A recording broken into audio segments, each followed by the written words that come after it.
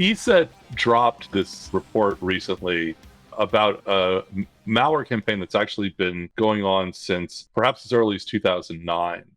It's credential stealing malware. They drop a LD preload style rootkit that infects the OpenSSH server and client on the machine, but it also steals any reusable credentials that are, sent to log into the server. It can steal SSH keys that it finds on the machine and deliver them back to the attacker.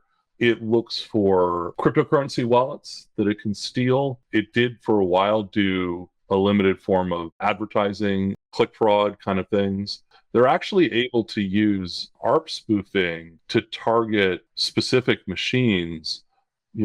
Now that this report is out there with all the IOCs and remediation hints, we're going to be hearing a lot more about this.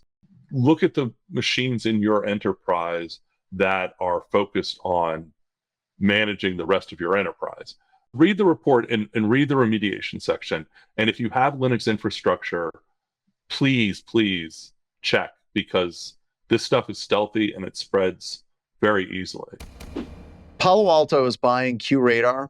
What is IBM doing here? Like, is this just IBM just doesn't want to compete in this space? I have never really heard anything good about QRadar. You're running an investigation, you run a search, it takes 20 to 30 minutes. So that gives you time to go take a break, grab a snack, maybe go for a walk. That's so much better than the other tools. Returning the data immediately, it keeps you glued to the desk. It's terrible. Why is IBM looking at this and literally saying, you know what, this thing that has to be everywhere, that's central to literally everything in the security stack, let's sell that crap to Palo Alto because we're tired now. Like, do they hate money? Well, one could argue that this is Palo Alto's attempt to drive a stake through QRadar's heart so they don't have to deal with it on any future engagement. Charges and seizures brought in a fraud scheme aimed at denying revenue for workers associated with North Korea. North Korea isn't just ransomware and trying to gain access to stuff. They were literally getting people into the United States.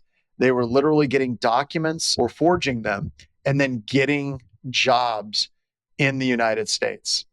This is insane. In the early 90s, I worked for a high-tech company, and we had a Chinese national who worked for the company. And we always jokingly referred to him as the spy because he would spend long phone conversations talking on the phone like this. Turns out, yeah, right. Exactly what you think. Yes, he was a spy, as it turns out.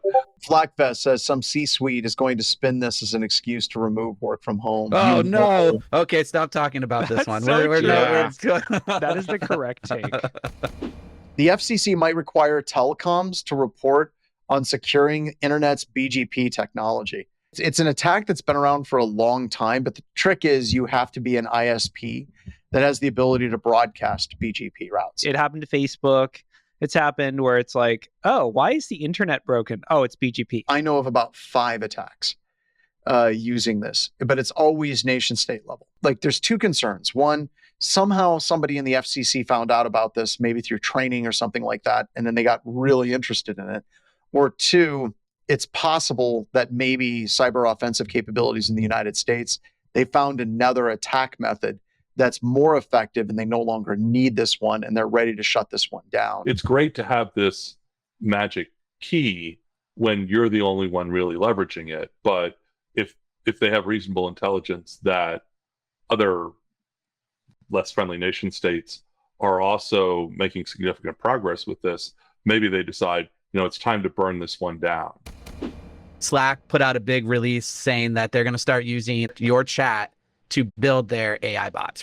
The big thing about this is that it's an opt-out. You actually have to email them and tell them, no, I don't want to be a part of this. And you can only opt out if you're a corporate customer. Yes. So if you have one of those cool free Slacks like I do, like you're just SOL, you better go delete some stuff. How is this going to affect them with customers and people that are in Europe under the GDPR? I don't think that there's really good mechanisms here in the United States that allow citizens to fight against these things like you would see in the EU.